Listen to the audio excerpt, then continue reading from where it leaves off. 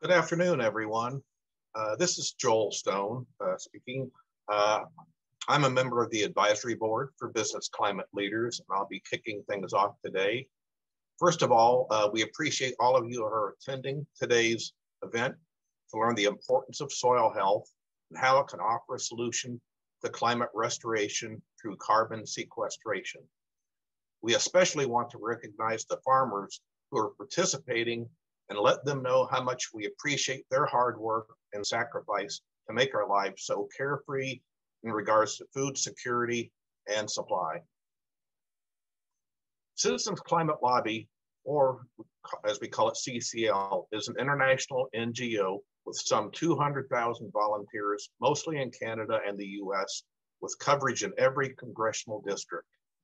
Our current focus is carbon fee and dividend legislation that levies a fee on the CO2 equivalent of fossil fuels and returns the revenue to households. The legislation is titled the Energy Innovation and Carbon Dividend Act. CCL also supports other bipartisan bills that promote sector-specific initiatives, such as the Growing Climate Solutions Act, which directly impacts some of our discussion today. Business Climate Leaders is an action team of CCL. Our mission is to engage businesses from diverse sectors of the economy in promoting the legislation and policies that CCL supports. Today, we focus on food and agriculture and have the expertise at the table to provide answers and best available science to some pressing questions from the public. In terms of our panel members, first off, we've got Finian Makepeace. Finian is the co-founder and lead educator of the Kiss the Ground group. He will start us off with a brief summary of what we have learned about soil health, also referred to as regenerative agriculture, and the benefits it provides to the ecosystem and our personal health. Finian will then co-moderate the conversation. Christine Morgan, who's joined us today, is a soil scientist and the chief science officer of the Soil Health Institute. She will provide an overview of the metrics being used to assess what are the current emissions of conventional food production. Christine will also elaborate on what the capacity of the soil to sequester carbon, assuming a conversion to soil health practices. With carbon markets emerging and becoming more attractive, Hunter Stone will update us on the latest in technology and processes to measure carbon in the soil. What is current thinking for measurements, and what are cost-effective, reliable, and equitable across a variety of operations, from small to multi-crop, specialty crop, and large-scale row crops. Trey Hill joins us. Trey has years of experience using soil health practices for his 13,000-acre farm. He will provide us with an overview of the opportunities and many challenges farmers are facing to convert from conventional to regenerative, both in terms of time and investment, as well as access to new markets. Klaus will co-moderate with the discussion with Finian. He has spent a lifetime in the hospitality industry designing large-scale food systems. How will these changes in agricultural practices impact the entire supply chain, often referred to as from farm to fork? So with that, again, welcome to the event, and I will turn the floor over to Klaus. Yeah, thank you, Joel. First of all, I wanted to point out an administrative thing for your questions. Please use the Q&A. We're using the chat for for our own panelist conversation, and it's turned off to the audience. But we have a team on standby to look at your questions and answer some as they come along and pass others into our conversation. So with that, we wanted to kick it off and hand it over to Finian as an introduction. So in our last panel discussion, we reviewed the Kiss the Ground documentary to learn about soil science and the capacity of soil to sequester carbon out of the atmosphere. Finin, give us a brief summary on what are the key learnings that we discussed in our last session. Thank you, Klaus. Thank you, everyone, for joining from all over the place. It's really great to be here. I'm going to do my best to do a quick synopsis.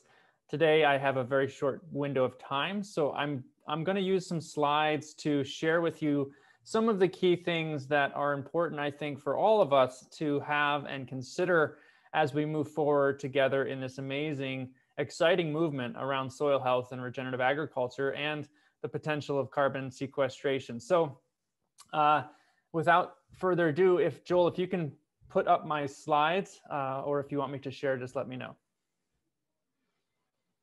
And while we're waiting, I just want to bring into our awareness that this is a growing movement that is so dependent and interconnected with farmers and ranchers on the front lines of this movement, with scientists who've been working tirelessly to make this information improve the validity of everything we're talking about. So why I'm starting with this first slide here, this is a gentleman named Ray Archuleta. Some of you might recognize him. Some of you might have seen him in Kiss the Ground, the movie. If we can hit on slide 2, please. Next slide.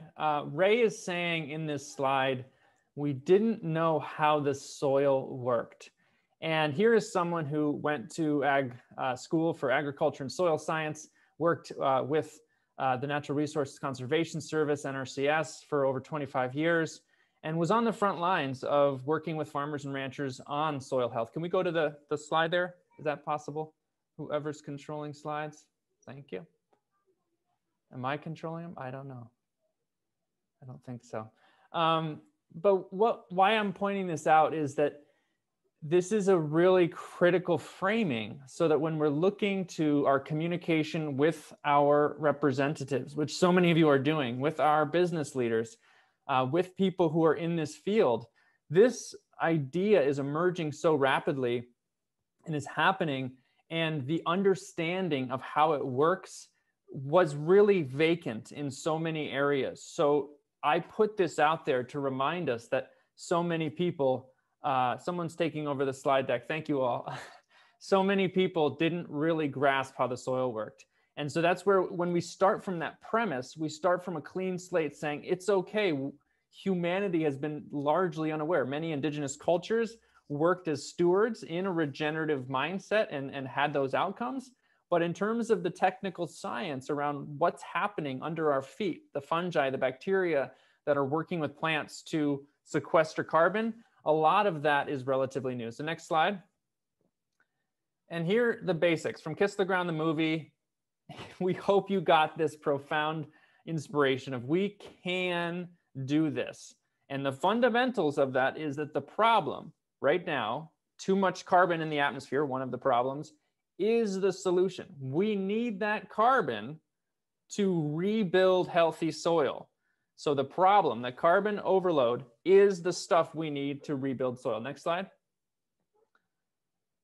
And what that means is when we recognize this is part of this unearthing of this science that was relatively unknown, untalked about, not in a lot of textbooks for college or high school, is that 30 to 40% of the liquid carbohydrates that a plant's making during photosynthesis, it's not just using that to build its own body, it's exuding, it's leaking out 30 to 40% of those liquid sugars into the ground to feed microbes. Next slide. These microbes are utilizing this to live and go through their life cycles, but they're also creating gluey substances from fungi, bacteria, to many other organisms in the soil food web. They're creating gluey substances that structure soil together, bind it into these incredibly amazing architected, aggregated soil structures that can hold 20 times their weight in water, that can house millions and billions of organisms and allow for nutrient uptake for plants. So this is this 500 million years of research and development that plants and soil organisms have been going through. That is the carbon storage process. Plants pump in liquid sugar, carbon, and the organisms use that carbon to create these glues and build this soil structure. So fundamentally, we were missing in our science, in our textbooks for for such a long time how a vast majority of the really good stored carbon, the stuff that lasts longer and goes to depth and doesn't turn back over into CO2 really quickly, gets stored in the soil. Next slide. So this is it in a really simple slide. It's basically like on the right, you have nature's technology, nature's evolution of how to have a net carbon gain. Carbon's pumped in, even when more biology, more life occurs in the soil and they consume that carbon, they're putting up carbon dioxide, but plants figure that out. They have a way to absorb that carbon dioxide that's coming up, turn it back into the liquid carbon, pump it back down, and create a net carbon gain. When we have bare soil, as we see on the left, we're dealing with net carbon loss. This is, again, very basic, just to remind people that when we mimic nature, when we start to move over here, we can have our land working really proficiently to sequester carbon and have a net positive gain because nature designed itself to do so. Next slide. This also has to do with water. When we have that aggregated spongy soil created, we have, and protected with plants, we have net water gains where we're helping transpiration versus runoff, compaction, and evaporation happen when we have bare ground. Again, these are just fundamentals for us all to remind ourselves when we talk about the opportunities that are before us with carbon markets, et cetera. Go ahead, next slide. We also talk about this idea of fertility. People get really excited about the human health aspects of this. What is made available nutrient-wise if we don't have life in the soil?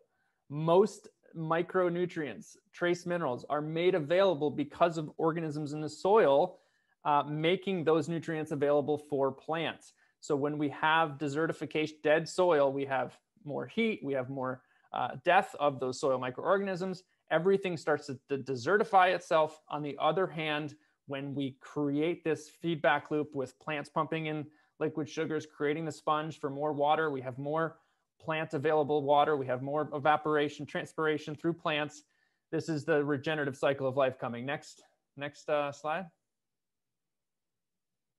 And this is why really at the essence of this, as we get into these very big, but also finite conversations around carbon markets and how we're advancing this stuff, in general, we have to maximize photosynthesis. As I was saying, the more the plants are capturing energy from the sun, using the carbon from the atmosphere and pumping that carbon into the ground to feed the microbes, that sets off a regenerative feedback loop. The more that those microbes can proliferate, the more glues they create, the more they aggregate the soil, the more water they can hold, the more minerals they can make available to them through the soil. And then, of course, yes, that means more photosynthesis, more carbon coming back into the soil. That's that regenerative positive feedback loop.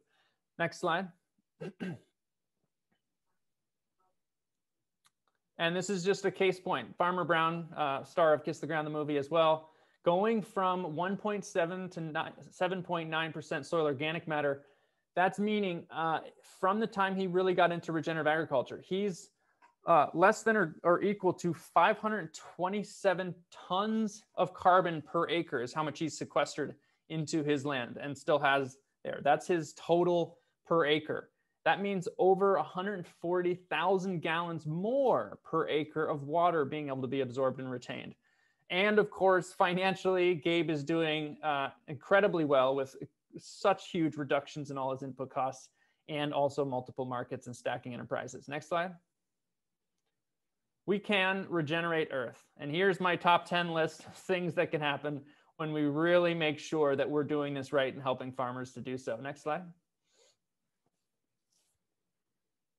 We can reverse global warming. Like I said before, the really big part of this is to build the soil, to build Gabe's soil back, to make that happen across the world. That's going to take a significant amount of global warming, which we'll be talking about more in a second. We can reduce flooding and drought, of course, rebuilding the soil sponge, making it so we can absorb and retain that water versus letting it flood and run off. We can reduce fire hazards. We can reduce toxic pesticides and fertilizers, reduce dead zones and water pollution. We can revive farmer prosperity. This is so crucial when farmers are able to see a better way because they're reducing their input cost and harming their environment far less. We can replenish our fresh water sources, we can recreate regional access to nutrient-dense food, and we can recover biodiversity and reconnect indigenous knowledge that held a lot of this stewardship mentality to begin with. So next slide. I encourage you all to get involved and take your advocacy to the next level. Kiss the Ground has worked for the last 8 years on getting the information, working with the leaders of this field to make this information more available to you. So I encourage anyone out there to join Kiss the Ground Soil Advocate Training as a place to really leverage and get heavily involved in this movement. And that's it. Next slide for me. But thank you, Klaus. Really appreciate it. I'm looking forward to this discussion today. Yeah, thank you, Joel. So next question then goes to Christine, wanting to look at the science of things. Can we shift to this picture? I'm okay. So Christine, the question that is very frequently asked here, if agriculture has the capacity to both reduce its emissions and sequester carbon out of the atmosphere, what is the best available soil science regarding what are the current rates of emissions, as a percent of total CO2e? What is the capacity of agriculture to sequester carbon? What are we talking about in terms of numbers, gigatons? And when we are combining these values, what is the total potential rate of reduction that agriculture can contribute to CO2 emissions modification? So let's go ahead with Christine then. All right, thanks, Klaus. And thank you, Joel, for inviting me to speak with people today. Next slide, please. So the first question that Klaus and Joel asked me to address is essentially, what is the U.S. greenhouse gas emissions from agriculture? What component of U.S. emissions? So I'll first say, Finian showed pictures of the globe, and I was asked to talk specifically to U.S. agriculture. So I have limited my analysis today to just the United States. So the EPA, U.S. EPA has estimated that in 2019, agriculture was roughly 10% of U.S. greenhouse gas emissions. Next slide. Of this 10%, this graph here on the left-hand side shows you a little bit about where that's coming from. And so about 28% is enteric fermentation. That's coming from cows primarily. 13% from manure management. A much smaller percentage here, this little red slice of the pie, talks about rice cultivation and urea fertilization and liming and burning of ag residues.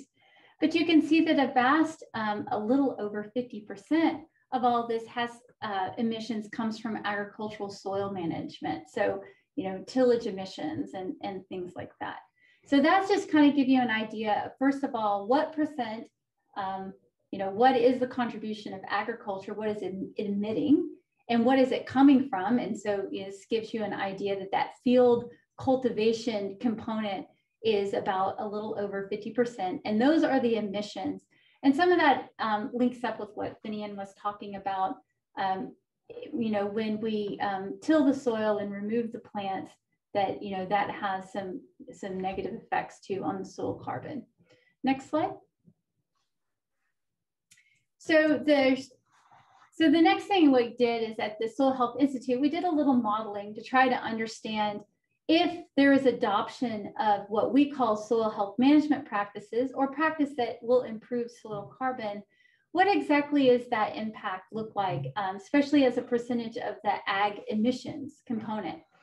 And so just so that you know, there are about 29 recognized practices that are funded by the USDA and NRCS for reducing carbon emissions. But we took kind of the 4 big ones. One is prescribed grazing. I think that's what Gabe Brown does some of that as I understand it. Practices such as adding cover crops and stopping tillage. And then a very big important one that we often forget to talk about is nitrogen management, which is requires or runs around only applying the nitrogen that you need, using soil health management practices to kind of tighten up that nitrogen cycle so the system is less leaky, meaning, you know, that the extra nitrogen goes into the atmosphere, into our water resources. So right now, on the modeling that we did, we took acres available for that are actively managed in agriculture. So it's about 396 million acres in row crop and 655 million acres in the U.S. in grazing. And then we looked at the current adoption rates. These are reported by the U.S. Ag Census and the ERS. And this gives you, you know, roughly if we have these percent adoption rates on the right-hand side, here in the middle, we have the total acreage that is, you know, adopted as of 2019 using Ag Census data. Next slide. And so what we did is we took on the y-axis here is million metric tons of carbon dioxide equivalent emitted per year. And so about 600 million, it's a little bit more than that on the EPA recommendations, but roughly 600 million metric tons are emitted in agriculture. And so we just assume with this red line over time, over 20 years, that emission stays somewhat constant. It did increase, I think, by about 1% in the year before 2019, but hopefully that will remain constant. And then what we assumed is we assumed linear adoption rates. So every year we have more adoption of those acreages of these different management practices. And by the year 2040, we have 100% adoption, right? So this is really hoping that we can get 100% of adoption of those 4 major practices. And if you look at the orange line, that's just going to prescribed grazing. So we've done, we've put a lot of carbon in the soil by just using prescribed grazing practices. And the next is the yellow line as we move down on this emissions level is prescribed grazing and nitrogen management. And then we come to those practices that Finian was referring to, which is reducing the tillage and cover cropping. And that gets us about to net zero annual emissions for 2040. So what this means, just in a nutshell, is that if we had 100% adoption over 20 years at a linear increase in adoption, that eventually the U.S. agriculture could become net zero in its emissions through both carbon sequestration and nitrogen management. Okay, I think, yeah. Next slide, please. But there's more to improving soil health than carbon. And I put this out there because it's just really important to recognize that there's co-benefits of carbon sequestration in soils. One of them is water cycling. Finian mentioned, you know, he talked about improving water quality. I mean, when he listed the important reasons of things that we can do with improved regenerative ag practices. Here is an example. This is a picture from South Dakota. On the left-hand side, we have a soil that's in conventional practices. And on the right-hand side, it's a soil, at least is in no-till. And this is after a rainfall, photo taken by someone in the NRCS after a rainfall. And what you can see on the right-hand side, really no evidence of rain. And on the left-hand side, the soil is shiny looking. That's because the aggregates have been kind of mushed out. And so we have kind of a surface sealing effect that's going to happen when this water dries off the field. In the back, hopefully you can see there's some erosion going on. And so really what's happening is on the right-hand side, the water is being captured by the field, storing that water for the plants to use during the growing season. And also that water is not being moved in short-circuited into our groundwater or our surface water, and including perhaps some nutrient and soil runoff erosion. Next slide, please. And this further illustrates the point. This is data coming out of the Soil Health Institute, so a project that we just recently completed. And then on the y-axis here is changes in available water holding capacity of the soil. So this is the water that's held by the soil in between rainfalls. Plants get their water from the soil. And so the more water we're holding, then the less risk that we have for drought impact on our plants. So this gives us an indication of some drought resilience. We recognize that soils are different. And in this particular model, On the x-axis, we've included clay content to express how, you know, soils can increase in clay content over time. And these blue lines are empirical fits to actual data that's collected. And what we're seeing is that as we increase our organic carbon content from 1 to 4%, which is about roughly 2 to 8% soil organic matter, that we can significantly increase our plant available water holding capacity. The important thing to note that these are changes in soil organic carbon due to management, primarily cover cropping and no-tilling. And so no-tilling not only increases the soil organic carbon, because the soil is not disturbed and it's allowed to organize into its more natural aggregation and soil structure, we can also hold more plant available water. So that's another kind of co-benefit. Next slide. We also, of course, know that we impact carbon cycling. So here is a prescribed versus continuous grazing system. Again, we have the fence line on the left-hand side, continuous, on the right side, rotational grazing. And then these inserts is I've pulled out pictures of the soil cores. So these are the soil, the surface is up top. And what you can see is in the rotational grazing, we have more carbon in the soil, and that's expressed visually through the darker soil. Next slide. This is a great paper that just came out, published by Nicoloso and Chuck Rice. And I just pulled this figure because I thought it was great. This is a global meta-analysis of the effective tillage in legume cover crops from 0 to 60 centimeters deep. So the really nice thing about this meta-analysis that is unique is it's not just looking at the surface, it's looking deeper into the soil. And on average, the data that's being represented here is about 11 years of adoption. And the most important thing that you can note here overall on the top of this graph is that tilled soils don't have changes in carbon stocks compared to the baseline, whereas no-tilled have increased the carbon stocks by about 5 megagrams of carbon per hectare. And again, this is over 11 years. And then the cool thing that I really like about this graph is it also shows the effect of increasing our crop diversity. So from single cropping to double cropping. And so we have the effect of if you till but increase your crop variability, we can increase carbon. If you have no till and you go from single to double crop, you increase even more. And it also illustrates the importance of a cover crop that's leguminous. In fact, that it puts more nitrogen into the soil, which also allows for more carbon capture. Next slide. So that's a little science. It was a bit sciencey, but I think I'm passing it off to the next speaker. And this is a slide I love to show.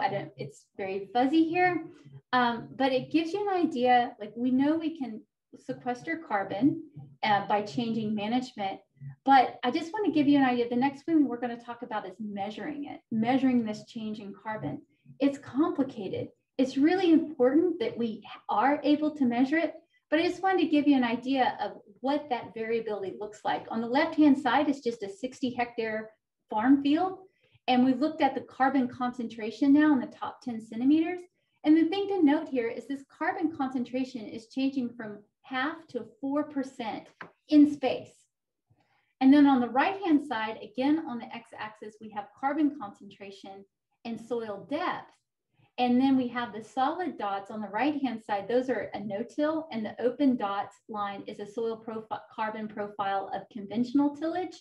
And we can see that we have an increase in soil carbon, but look how small it is. It's a 0.2% increase. And so we have fields where we know the carbon can vary by 0 to 4%, which is a small variance actually. And then we know that our management is making a 0.2% change over a few years. And that change also varies with depth. And I think with that, just kind of leave the thought that we're measuring something really small. The reason why it's so impactful on the carbon cycling is the multiplier of acres. And I think this is just kind of one of the scientific challenges that we have in soil science, though I think that we're developing a lot of nice technologies right now that will overcome this. Thanks, Klaus. Thank you, Christine. Yeah, and perfect segue over to Hunter. So Hunter is going to talk about the technology that is being applied here and that is available to be applied. So Hunter, the question that we asked you is in regard to measuring carbon in the soil accurately, reliably, cost-effectively, so that all types of farmers can participate in the developing carbon markets. What is the latest science and technology in carbon measurements? So I'll kick it over to Hunter from here. Hi, Klaus. Thank you very much for allowing me to participate in this panel. I'm excited to talk to you guys a little bit about the technologies that play into these carbon markets. If you'll forward the slide, please.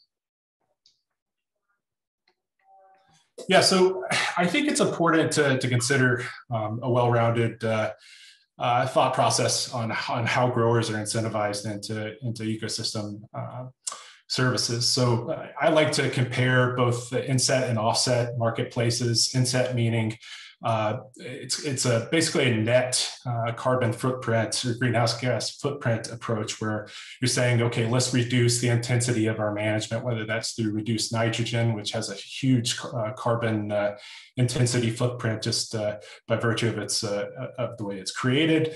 And then also you can think of farm implements and those sorts of things.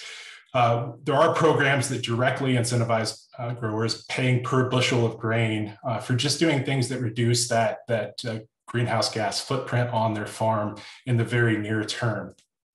And what we're talking about today is more on this offset side, where it's a little bit decouples the grain supply chain from what the grower is being incentivized to do.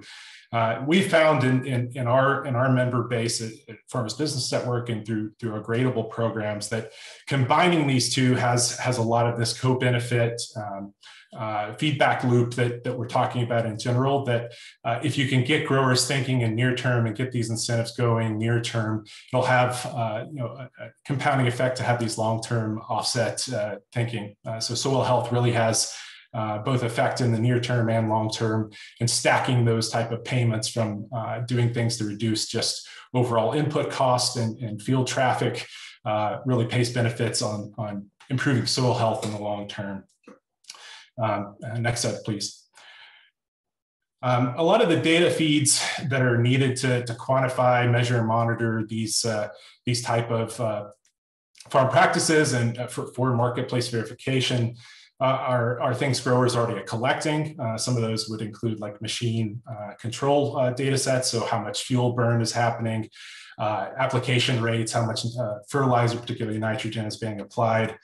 And then you've got things that are more management focused, like what crops are grown, what tillage practices were used, and other management factors. Those are critically important to being engaged in these offset markets.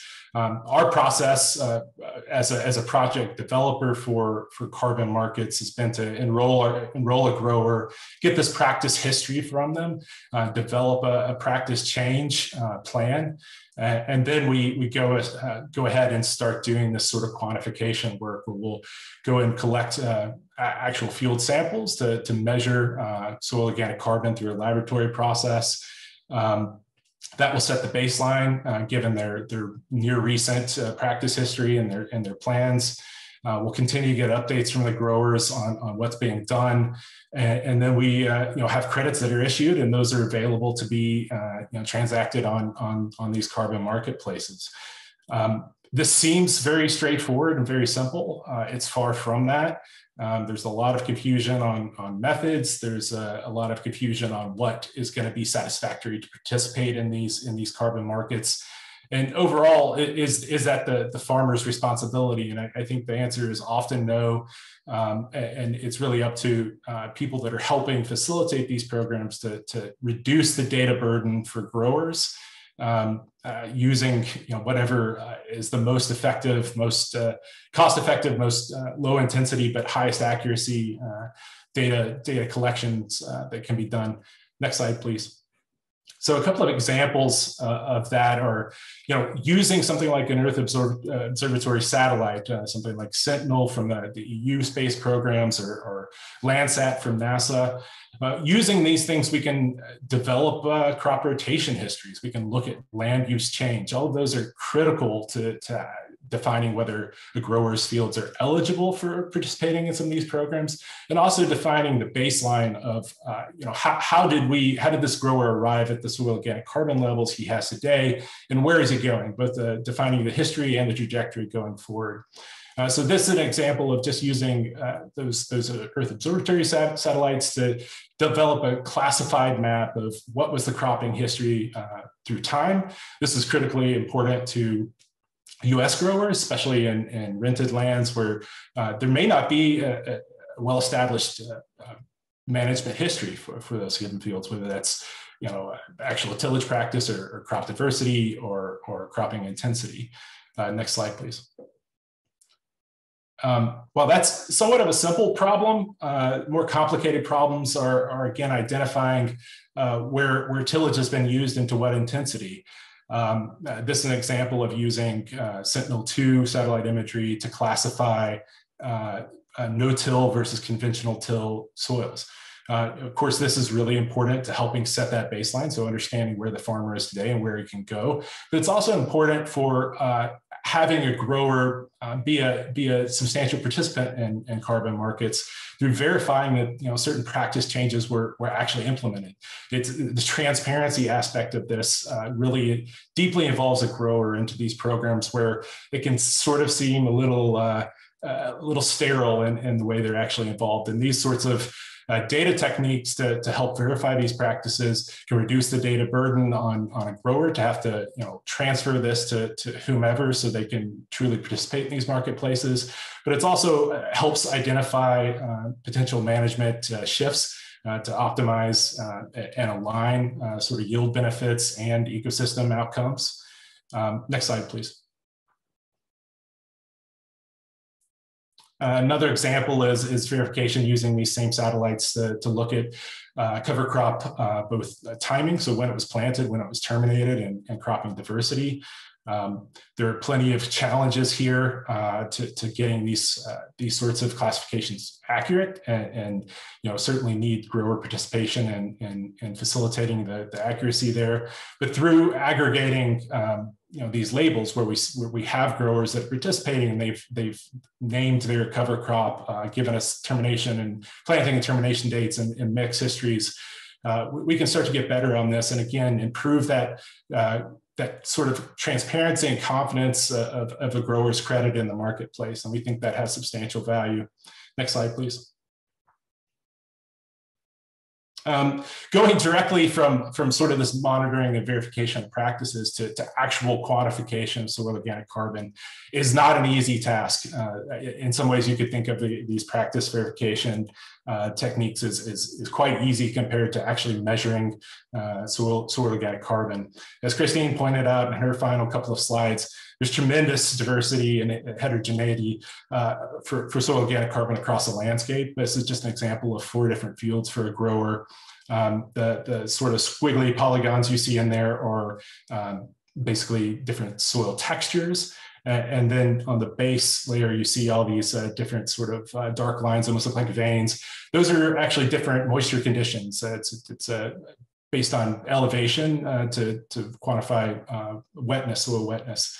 So to really capture the diversity of these microenvironments, both of soil properties and also landscape position, cropping histories, all of these things layered together, it's quite difficult. So to scale this sort of point measurement up to something that really captures the overall landscape capability of soil organic carbon is rather difficult. We've used some statistical approaches to try to capture that variability in a reduced data set. Here we've got a couple of red and blue dots. Those indicate where we'll actually be measuring soil organic carbon, and the red dots. The blue dots will actually be doing bulk density and soil organic carbon so that we can convert the SOC percentages into carbon stocks. These types of techniques are going to be critical, both for scaling up on-ground quantification and also as inputs into process-based models, which are kind of the next step in quantification, where we do this on-the-ground collection, and then we input these things into very sophisticated biogeochemical models that will, again, sort of forecast that trajectory of soil organic carbon sequestration. Next slide, please. So I think to sum up, I want to say that there are plenty of technologies, both field techniques by trying to reduce the overall burden of field collection and laboratory analysis. You certainly can start to talk about using remote sensing, like we've done in a couple of these slides here. Use of proximal sensors that would be like in-ground monitoring devices. And then you can take a hybrid approach of these where you have to do some on-the-ground quantification. Remote sensing has limitations, and proximal ground-based sensors have a spot in this overall life cycle. And then quantification at a much larger scale with process-based models. I think all of this sums up to how do we align, how do we make growers an active participant in these carbon markets, and how do we align their crop yield goals and their ecosystem outcomes. And I think that comes down to how we utilize data and analytics to provide growers with an accurate picture of both their ROI and their overall outcomes.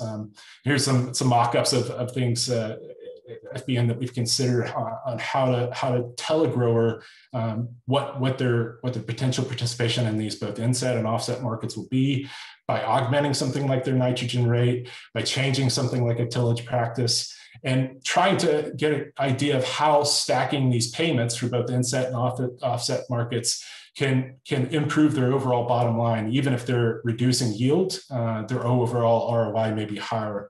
And I think that's the take home, is that whether we're monitoring practices or quantifying soil organic carbon, we've got to realign these things with growers to make sure they're willing and active participants in these markets going forward. Hey, this is Finn. Can I jump in with a quick question there, Joel or Klaus? Yeah, please go ahead. Thank you, Hunter, for that. Question I have is, when we start to advance this on a policy front, one thing I wanted to bring up was both the Senate and the House hearings and the agricultural committees that happened this winter and into spring. We heard a very similar question being asked by members, which was, what do we do about farmers or ranchers who've been practicing this stuff already? How do we make sure they're rewarded? So that's combined with, you brought that up for a second, but how does this history allow them to be rewarded first and foremost, so that they're not saying, well, I might as well plow this field and lower my carbon number so I can build them back up and make more money, because we obviously don't want to harm what's already good. The second question is, how beneficial, as we scale this out nationally, would it be to start with an analysis that's showing us in as many sectors of farming and ranching as we can, in as many regions as we can, maybe this top 2% of people who are creating unbelievable performance, who have those fence line shots of their farm, as Christine showed, compared to the other, where we're able to essentially assess, maybe our recommendation of when people are terminating cover crops is too early, based on these top 2% of all the best performing people out there across the nation. Oh yeah, we got some adjustments to make, and we're getting to see where the best innovation's happening, and we can get that feedback loop to be like, wow, some of these results that we're seeing are possible in the region that someone else is saying, oh, that's never going to happen for me because that's impossible. So can you talk a little bit about rewarding past history and how we're making sure we're incentivizing people by showing the best of the best? Yeah, thanks, Vinny. Those are great questions. Rewarding past practice is not an easy one, and certainly we've got to do some reconciling with the way carbon markets are starting to shake out and the way this would be integrated.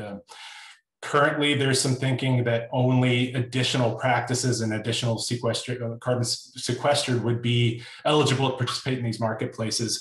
And I think that's a bit of a nearsighted perspective. To Finian's point, like, why wouldn't you just till it under and get going at that point? That's obviously not what we want to incentivize. So how do we in retrospect do some quantification of those that past practice. And a lot of it goes back to some of the same things I showed in the slides, right? We can use the long history from the 70s forward of these Earth observatory satellites to do things like classify crop diversity, tillage intensity, those types of measurements, and then use those process-based models that do that forecasting of carbon sequestered under certain practices, under certain environmental and weather conditions. We can actually run that in reverse. So you could hindcast where soil organic carbon was and then what's been sequestered over time. Based on sort of ground truth point where we'd set a baseline today, and right. Some of the things we've seen already are that we will be the carbon markets are going to be rewarding growers for a 5-year history, but going further back, I think that's something that needs to be part of the discussion. Another question, Hunter, that is coming up very frequently is permanence. The idea of is this carbon going to stay in the ground, and how reliable is this to issue these carbon credits? That's a substantially difficult question. I think Christine would have a lot of input there. But from the procedures we've outlined or are currently undertaking, permanence is something we're going to be relying too heavily on for the process-based model. So we'll be using practice and environmental conditions to help determine whether those things are going to last the 100 years that we're hoping they will. I think we need to get better about depth monitoring. Remote sensing kind of breaks down when you're trying to monitor depth resolution of soil organic carbon. But there are some, both ground-based sensors and of course, in-field sampling that can be done. And then there's plenty of statistical and process-based modeling that could help there. I think one thing that's continually being omitted is looking at fractionation of soil organic matter into stable or unstable pools. That goes directly to permanence and is something I think, as a project developer in the nascent carbon markets, we're really not seeing a ton of emphasis on, and we need to get reinvested in that. But overall, I think it goes back to limited data sets and field trials on practice change over time. Those are going to have to develop, but also measurement and quantification techniques need to refocus on some of these permanence concerns and develop better techniques to measure them in the first place. What's that? Oh, go ahead, Christine. Go ahead. Yeah, I comment on permanence. Management can put it in the ground and management can take it out of the ground. It's only as permanent as the management. So, it's pretty straightforward, and that if one reason why we're able to sequester carbon is because of our management practices has removed the carbon from the soil. And so when we change our practices and get more carbon in the soil, that's great. But carbon's not like some miracle thing that just once it's in the soil, it stays there. You have to maintain the management. Yeah, that's an important point, which I'm sure we'll hear more about as the technology advances. And well, thank you, Anne. I think it's really a policy question. Like, the technology's there. We know what's permanent and what's not. It's just the question is like, what can the markets bear, and how does policy deal with it? It's not a science question, permanence. Yeah, which is why we are saying systems perspective, right? Because it really involves the entire system. Thank you, Hunter. Just a couple administrative issues. A lot of these slides may be difficult to read depending on what screen you have. We will send out the slide deck, a link to the slide deck, and we will also send you a link to the video itself. And another part here, please put your questions into the Q&A. And just as a hint or as a suggestion, if there is a question that has already been placed, you can upvote it, which then gives our team an indication this is really a question more people want to know about. So with that, let's move over and on to Hunter. Hunter is a 4th generation farmer, operating 13,000 acres of land. Trey, right? Yeah, Trey. I'm sorry, Trey, by myself. I'm sorry. I was looking. Sorry, thank you. So for Trey, and so we wanted to hear from Trey, what are the what are the farming methods that you have been deploying? The arguments, that deploying regenerative or soil health methods don't have the yield per acre that is needed to feed a growing population. That is one issue here. So what has your experience been on, and what other changes on your farm do you see going forward from here, moving from conventional to soil health practices? Maybe we can put the slides back up and then give Trey the stage here. Yeah, thanks, Klaus. I'm going to get started. I'm a large-scale farmer. I live in the Chesapeake Bay region of Maryland on the eastern shore of the Bay. And I like to describe, I'm going to kind of tell my journey of how I got to where I am with the sustainable farming or ecological farming, carbon smart farming, whatever you want to call it, because it all kind of runs in parallel with soil health and environmental footprint. I like to call it ecological farming, and I like to use a lot of technology. I like the word ecology or ecological because it's the relationship of organisms to one another and to their physical surroundings. So I think that that's what we're doing as farmers. And I think as we start into this regenerative journey, we're starting to look holistically at the system around us.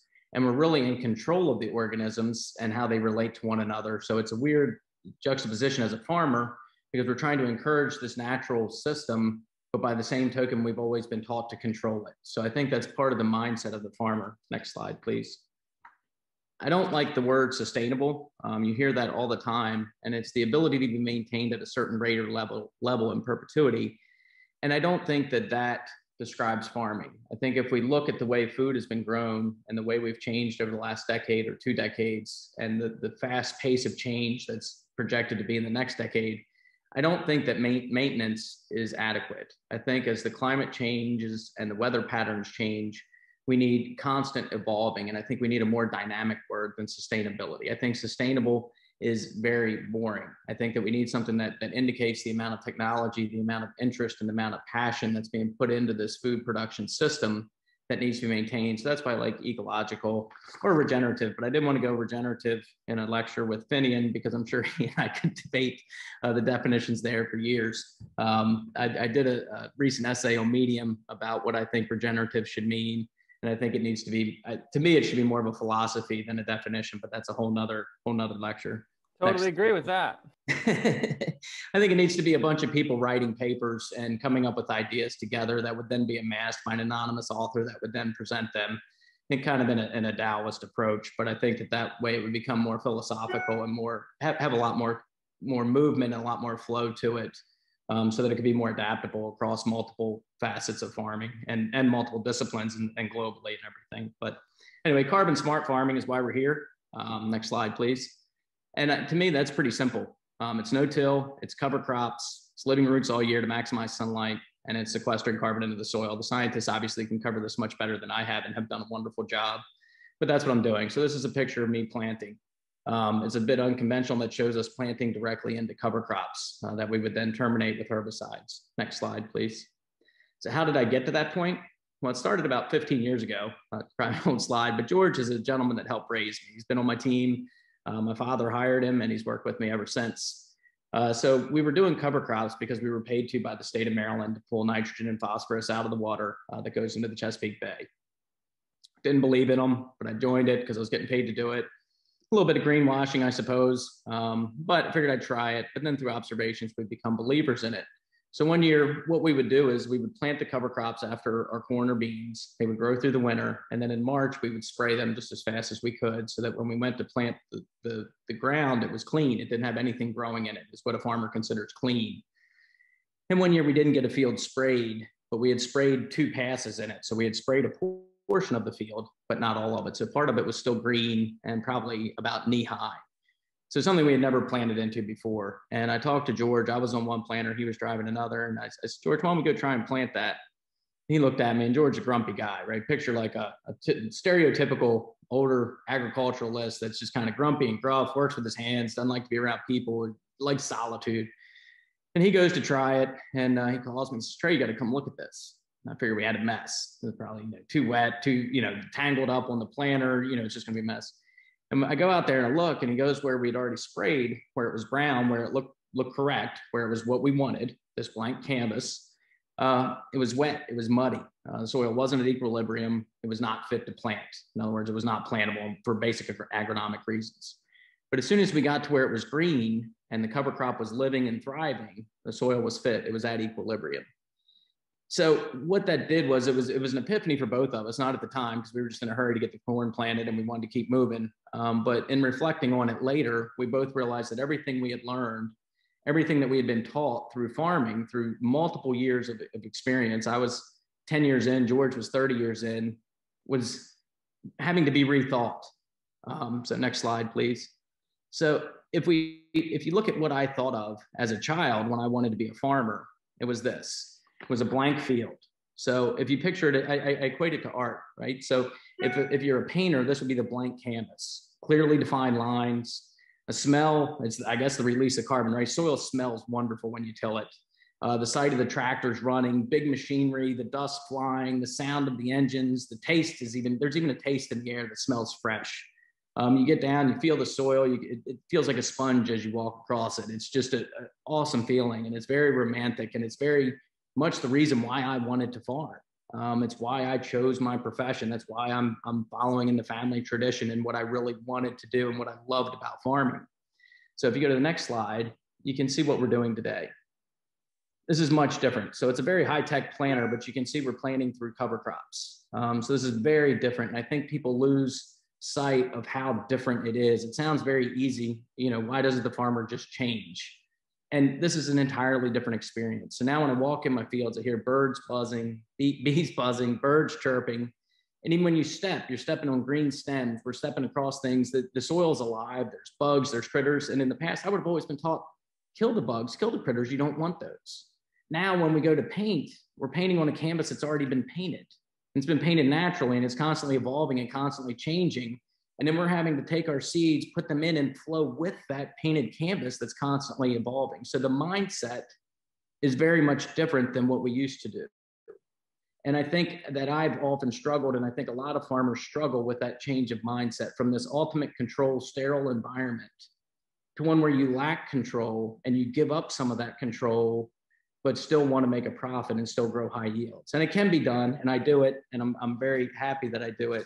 But I think that people don't realize the amount of change that it requires psychologically and socially for the farmer compared to what it is. Next slide, please. So as we look at this and we have a renewed interest in food production, which I think is terrific. So it's a bit of a renaissance. So the revival, renewed interest, consumer outreach, climate change, nutrient loading, social. So the question now becomes, what does the Renaissance farmer look like?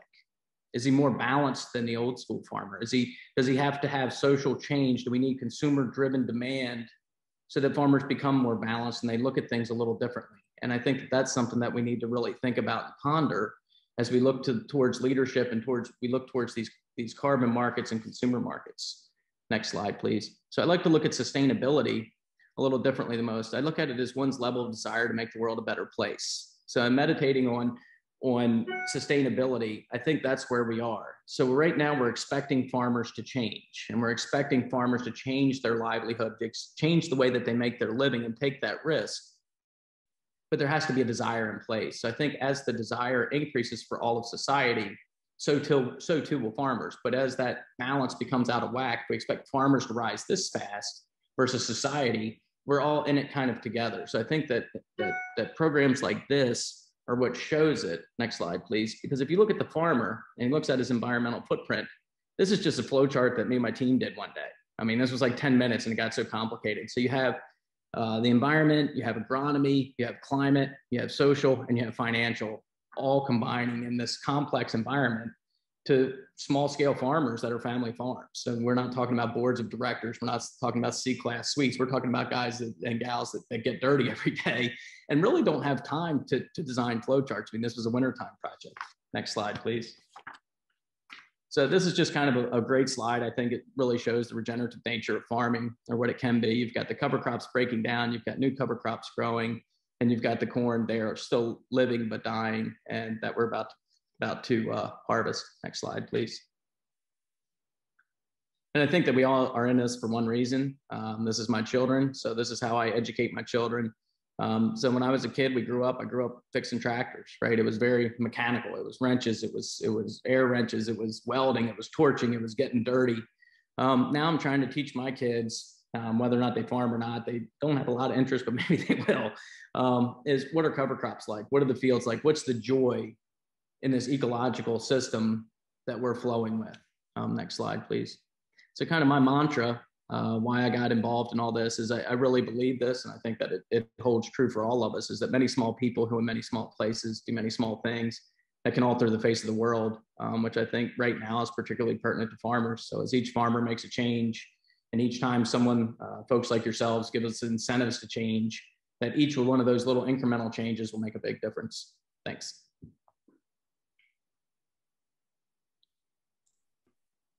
Thank you. Wow, that was incredibly inspirational, Trey. Thank you. Thank you so much. And I think we probably agree way more. And I'm glad you brought it up really quick. On a side note is I get that there's this, what is regenerative? Because there's a lot of people tagging it for their own long-term use. But every time I'm in the field or at events with farmers and ranchers who are doing the work, it's such huge alignment with this is we're a part, we're moving to a stewardship mentality. We're a part of helping this heal. We're a part of this.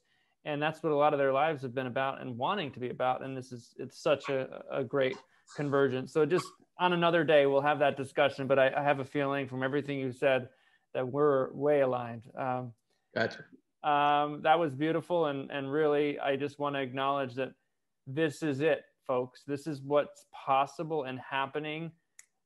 Minds at a time are seeing this. And I have a question for Trey we're going to get to later about how can each of these advocates out here work with farmers better and not have this polarization or antagonistic approach.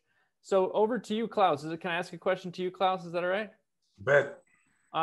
So as farmers are taking on new methods like cover cropping, integrating livestock, or adding a myriad of other crops into their farming systems, and really stacking enterprises and taking advantage of, adding grass-fed chickens or hogs or cattle or whatever, how is the private and public sectors that are connected to food and fiber production or putting out there for people to eat, helping to create actual demand for new products and help farmers to have viable markets? Because this is going to be change for farmers. And if they don't have access to somewhere to deliver these goods, there's a big stunt. So talk to us about, you have a huge background in the food procurement side of things, and I wanted to hear your perspective on that.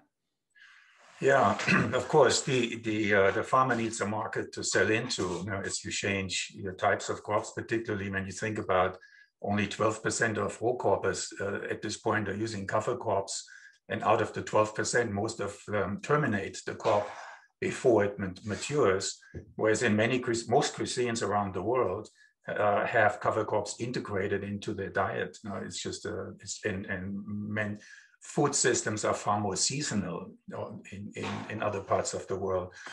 But the good news is, we already see many communities stepping up to this and around the country.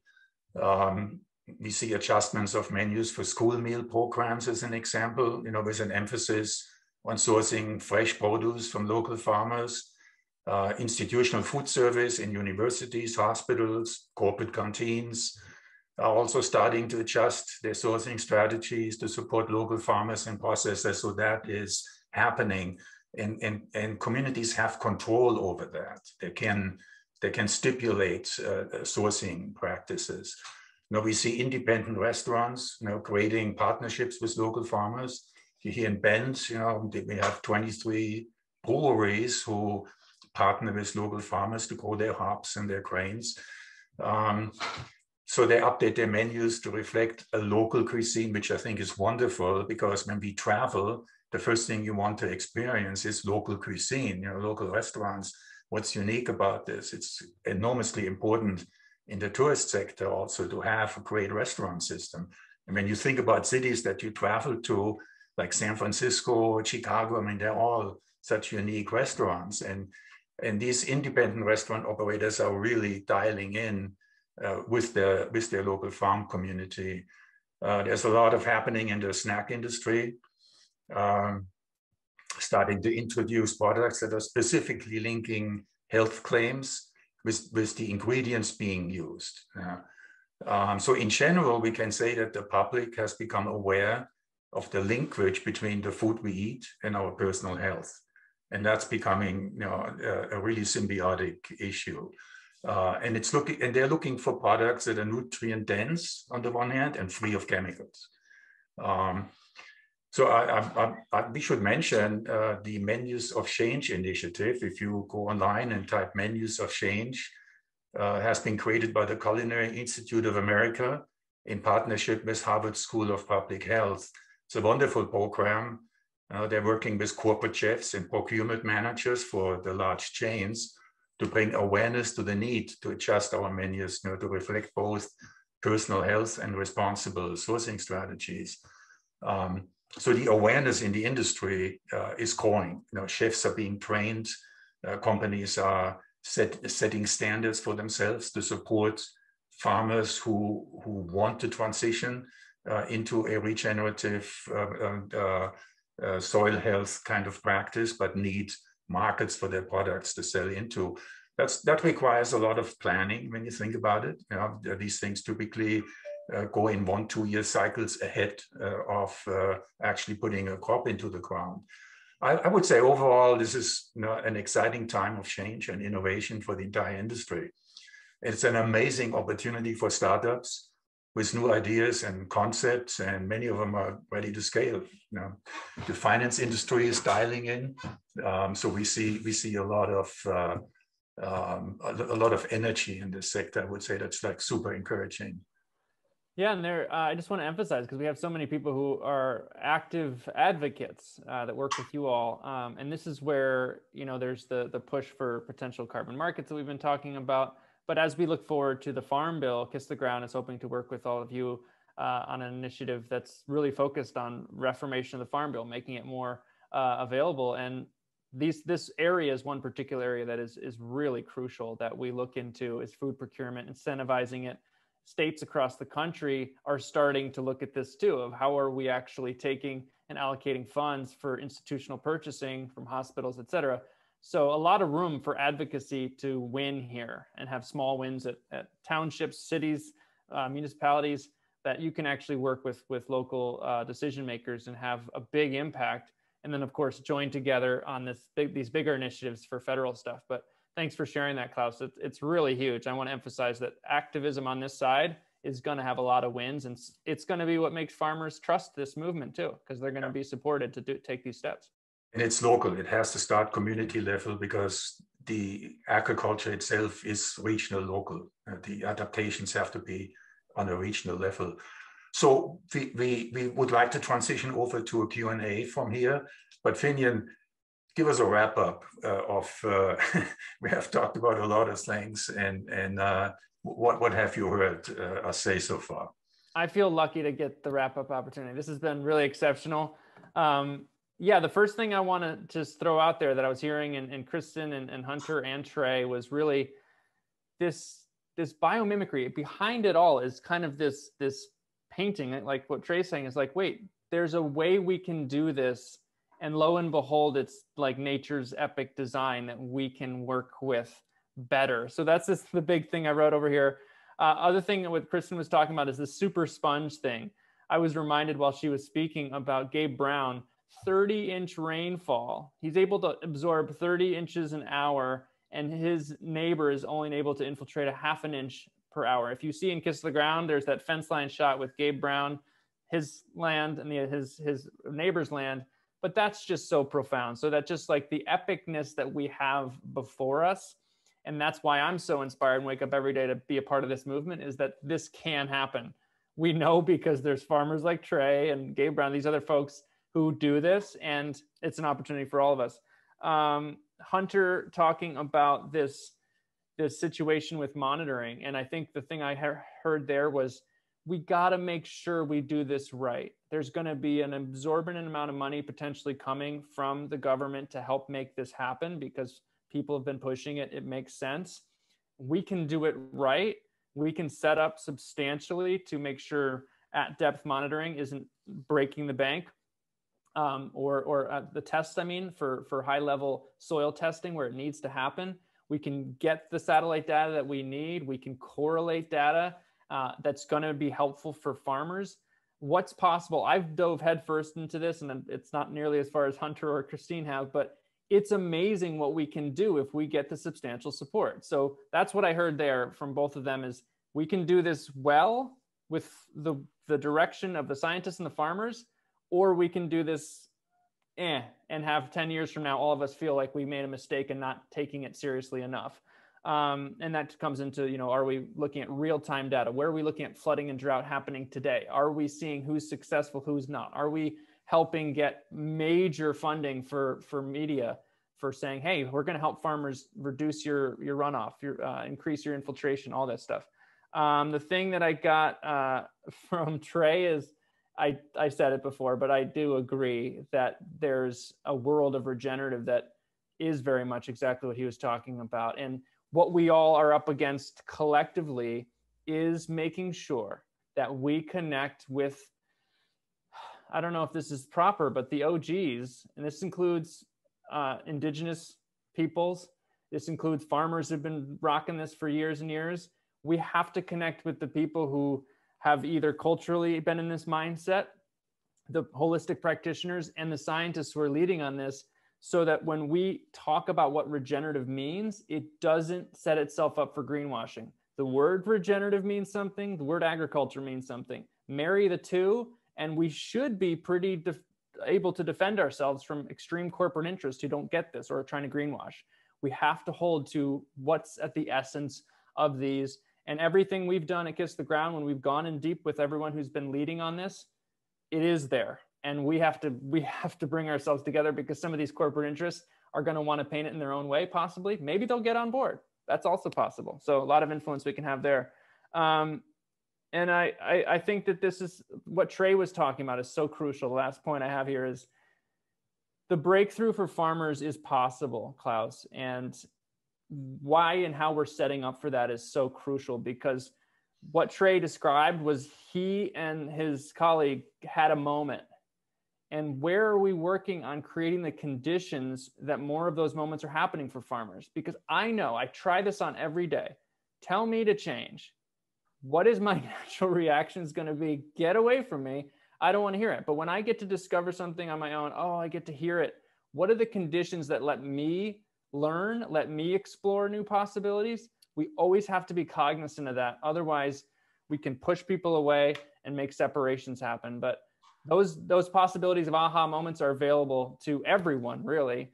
And how are we being humble? How are we having availability for our own aha moments, and then making conditions for others to have that? So that'll be my little wrap up, but this has been phenomenal. I'm glad to be here. Thank you so much, Finian. Yeah, well, let's move over to the first question I have here is from Bruce Cooper. And he wants to know, what is the scale of the upfront financial need to switch from traditional farming to regenerative agriculture? Does the American Jobs Act have funds dedicated to this financial hump? I think we'll give that to Trey. We use all the same equipment. There's some planter attachments, but really it's just a matter of changing your planter around, and it actually requires, in many ways, less equipment. The financial part of it is the equipment to plant the cover crop. So typically we have the equipment. It's just that now during harvest, you're doubling down. So you're taking the time when we need the most labor, which is harvest and corn harvest, because you're harvesting, you're hauling, you're storing, you're doing all these different tasks. And now you're throwing in a planting season on top of it. So that's probably the biggest impediment to me, is one, getting, obviously I get a financial incentive to do cover crops through my state, but there's also federal money for that as well. But it's taking the burden of harvest and then trying to add a whole nother part of it. For me, there's been some young folks that have started subcontracting in Maryland. So I hire a young guy that does a significant amount of my cover crops, just to take the burden off me. But the financial incentive from the state allows me more freedom and the opportunity to hire this young guy who has started that as a business. And if I can add something, we work with Senator Booker on adjustments to his recent bill, making things more broadly available, because and advertising and such. So, doing roller crimpers, making those more available. So it's possible. It's not just like, yeah, that sounds great. Can't do it. How are we making it so certain equipment is actually more consistently available across the board in different contexts in different regions. So that's something that can happen in farm bill stuff, legislation. And so I just wanted to throw out that, like, sometimes it's these certain things that are impeding adoption just because they're not available. Yeah. Anyone else wants to comment on this? If not, we'll go to the next question. I do have one more thing that's really important. This comes straight from Ray Archuleta's mouth, him saying, we got to make it clear that this isn't a 6-year process. Both the Senate and the House Ag Committee hearings, we're talking about how regenerative ag takes 6 years to have success and financial payback. No, you can.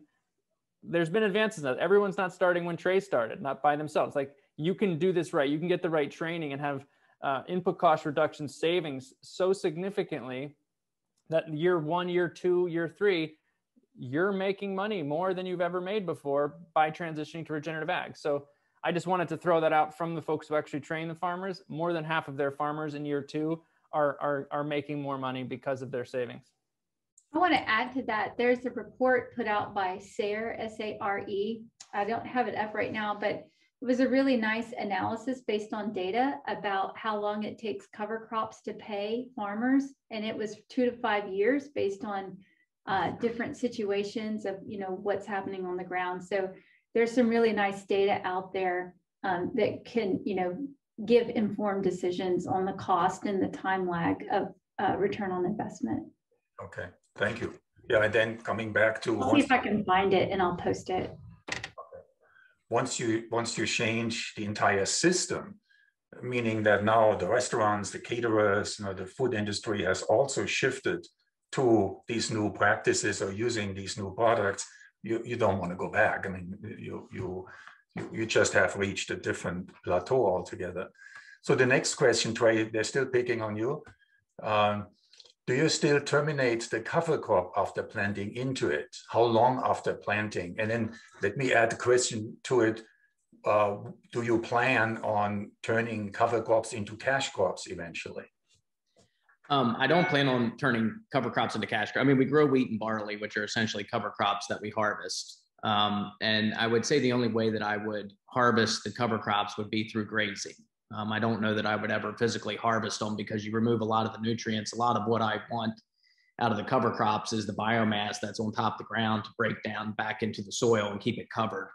By harvesting them as a green crop, you're then uncovering the soil and leaving it exposed to the elements, which we try to never do.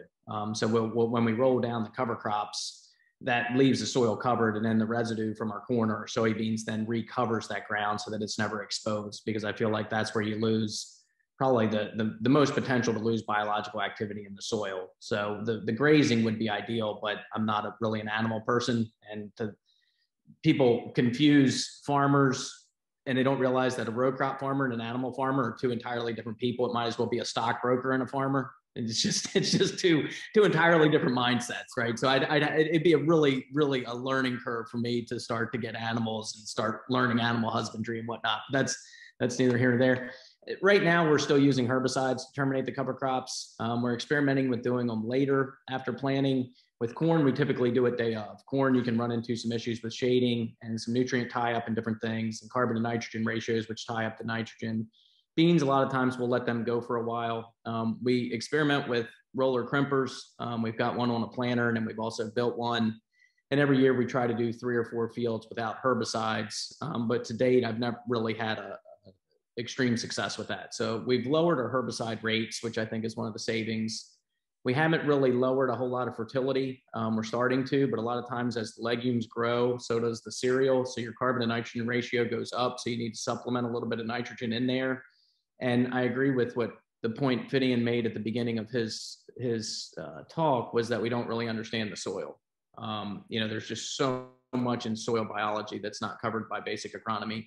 And the risk aversion as a farmer, last year when prices were exceptionally low, I didn't want to take a chance because what if, I've got such tight margins. This year, it's, the prices are very high. And I'm like, well, this is my year to win the lottery. I better not screw up again. So I'm like, at what point do I really want to take that risk? Because there's no happy medium. If prices are low, I don't want to. And if prices are high, I don't want to. So we're roller crimping. We're trying that. But there's timing issues there where I like plant timing to me, trumps roller timing, and trying to figure out how to balance the two of them in conjunction is kind of where I am in that thought process, but not pursuing it exceptionally aggressively. Okay. Ander, do you have a perspective on cover crops? And Christine, if you're, Yeah, I don't know that I have a ton else to add to Trey's perspective, but I think finding a way to have even community integration in animal agriculture, I think, could be important. To Trey's point that having that grazing turn-in on a grain farmer just doesn't make sense. It's really quite foreign. So I think there are some creative ways that we can do that from a community aspect instead of from a trying to be a siloed farmer. But I would reemphasize that even as a grain farmer, Trey is directly impacting the animal protein side of supply chain. So cover crops, even though he's not harvesting them directly, as he cycles that into his grain, it certainly plays in. Okay. All right. So another question for Trey: how have your corn yields, soil treatments, and resulting profits per acre been impacted by change in practice? So your yields and profits per acre. I feel like my bean and wheat yields have increased with lower inputs. My corn yields are stagnant to maybe slightly behind. And a lot of that just has to do with corn. It's imperative that each kernel comes up at the exact same time. So it's imperative that the depth of the kernel is exactly the same all the way across the field. So as you run through tall covers, you get so much variation due to the root structure and the root mass and the mass of the cover crops. But profitability, I think I'm more profitable than I was. I don't know how that compares with other farmers, because every farmer, is conditioned. Each business is run a little differently, but we've eliminated all our tillage. So you're talking 3 passes across the field at $30 a piece is $90. We've lowered our herbicide costs because we're not using nearly the insecticides. We've dropped our insecticides by 2/3. We've dropped our herbicides by probably 30%. And fertility, we're starting to use less, but I haven't really pursued that a whole lot. So I think that overall I'm more profitable. I have better access to my fields because we have better water infiltration. I'm able to work more days, and that allows me to have less overtime, which is a bonus for me and my kids. Making it to sports and stuff, we're able to take off more time because we're working more days because the fields aren't laying wet. To Christine's picture that had the puddle in the field, that farmer is going to be out till Friday, whereas the farmer on the right, where the water infiltrated, is probably working Tuesday and Wednesday while the other guy's still waiting. Okay. So can I add to that, Klaus? The Soil Health Institute did 100 interviews of corn and soy farmers in the Midwest. And of the 100 partial budgets that we did, farmers that adopted no tillage and sometimes cover crops, but most of them were no-till adopters, they increased their net farm income by $52 per acre for corn and $45 per acre for soybean. And a lot of that was not contained within increased yields. It was, as Trey talked about, decreased labor and fuel costs. Something at FBN, because we have a network of farmers. One thing we've been evaluating is yield resiliency to severe drought or other adverse conditions that definitely have seen that on the low dips, the dips are much lower for growers using cover crops and reduced tillage. So that's another thing to factor in. Okay, so then we have a range of questions about biochar. Terra preta, so that stays in the soil for 2,500 years. Where are we with biochar and applying it to large fields, cost effective? Christine, is that one for you? I can just make a comment about it. Biochar can improve soil physical and chemical properties, but only in soils, mostly sandy soils. That's what the literature says. When you're considering about, claiming biochar as carbon sequestration, you have to recognize that, like, the creation of the biochar, the plant material, that used photosynthesis. But after that, it was harvested, it's transported, fossil fuels are used to pyrolyze it, and then it's transported back to the field, and then usually you have to inject it or till it. So it's got a footprint. beyond that of photosynthesis. So it's just, you know, something to consider. Okay. Yeah, I would just echo it. It's a tool that is contextually relevant, but not applicable to every farmer whatsoever. It does work sometimes, some places, in some contexts is better than others. But it's kind of like when we get into the situation where we say, oh, okay, how are we shipping compost to every farm? That's a great idea for application, of course, and we should definitely do that more. But biochar is even further behind that, as everything Christian mentioned in terms of the production of it. But when we really start to get into regenerative and the optimal scenario, we're looking at how farmers are taking a piece of land and helping it to do its maximization of everything possible. And that's where, if I can throw another question to the group really quick, this is on the paramount importance of education, where, you know, Trey is describing his journey into this, and there are so many farmers who are interested in getting involved, ranchers who are interested in getting involved in this. How do you three see the disbursement and how legislation or farm bill work can be much more constructive in deploying the education to the farmers and ranchers of the people they actually want to learn from, instead of them just hunting down YouTube or going to a random conference? How can we get the best of the best in the field who are proving this time and time again, working with farmers all over the place, first and foremost, making sure these farmers are successful financially? How are we going to deploy that? How important is it making available that education for these kind of early adopter farmers and ranchers? Okay. You seem to have worked on Trey. But, you know, so you see the process working with early adopters such as Trey. And then the question is, how do you get the rest? Trey, what do you think? Well, for me, it was social pressure, honestly, that it was the environmental community in the Chesapeake Bay region, the Chesapeake Bay Foundation and the Riverkeepers, by joining those groups, because my landowners were members of those groups. You know, my bosses are my owners. They're the ones that allow me to make a living. So when I saw that they were on the top donor list, or several of them were, I was forced to join those groups to explore them. And I did so with an open mind, and it was reciprocated on both sides. But I would say that that was a big part of my journey. And I think that same journey will be had when we start to have consumer education. You know, we get the carbon markets going, we produce a transparent market that's validated, whether it's FBN or whoever. You know, we take this sound science and we validate the farmer that's doing things well and putting carbon into the soil. And then that becomes an entry point into a consumer good, where hopefully the consumer is willing to pay a couple % more for that food that has a lower footprint.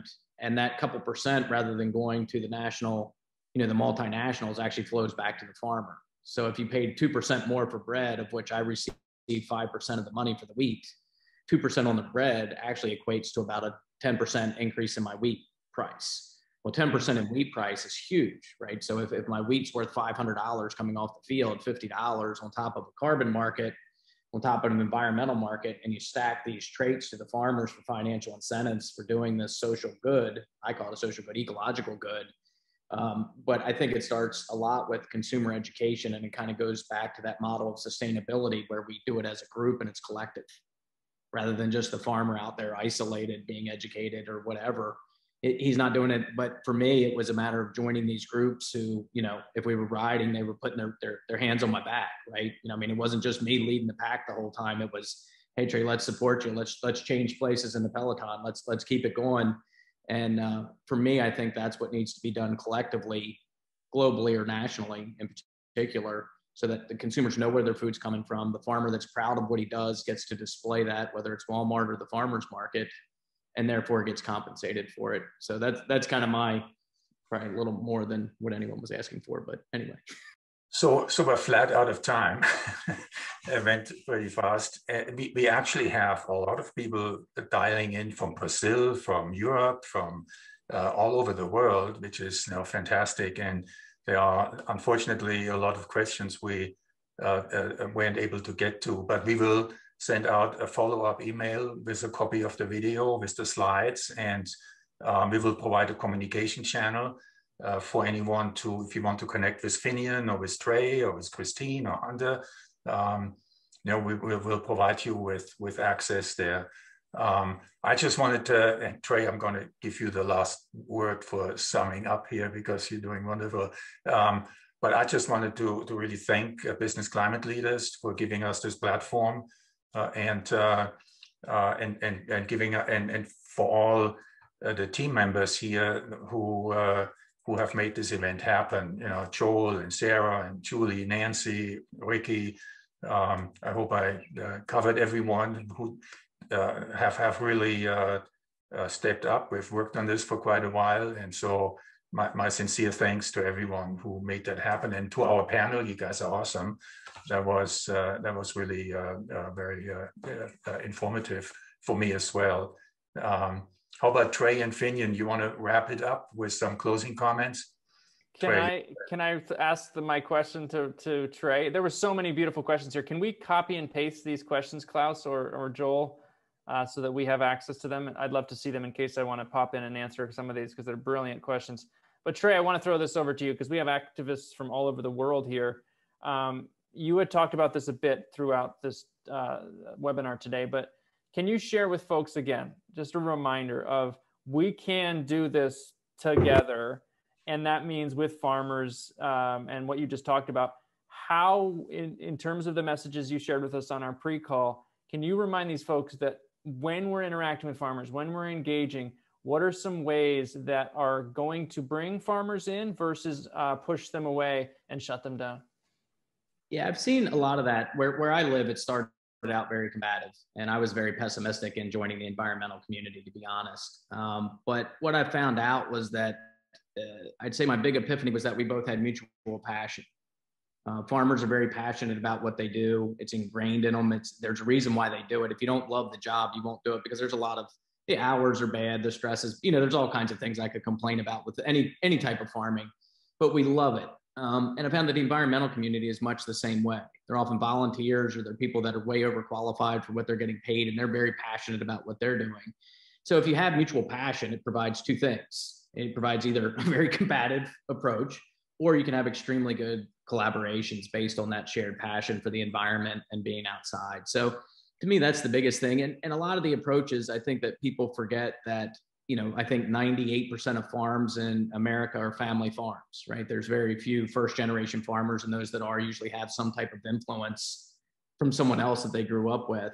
So if you go in and you tell a farmer that tillage is bad and they're doing tillage, you don't realize that you're insulting their family, right? It may be subconscious, but basically when I started to transition my farm to this different style of farming, I could sense tension with my father. And I think a lot of that tension was him thinking that, hey, here's this young guy coming in and telling me what I did was wrong, rather than embracing that, hey, we did the best we could. We've always had sound practices. It's time to improve. And once I kind of adjusted my approach, I found that same context held true for the environmental community, where it was, hey, let's improve, but let's not judge what's being done currently. Yeah, room for everyone to grow. Thank you for that. Opinion, last word. Yeah, I just want to really acknowledge all of us, all the folks on the call, and everyone out there who's watching.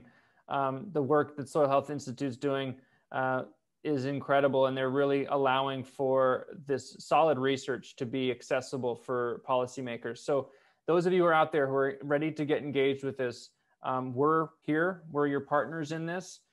Kiss the Ground's getting ready for a really big initiative around the Farm Bill. So look out for that. We'll be in touch with you for that.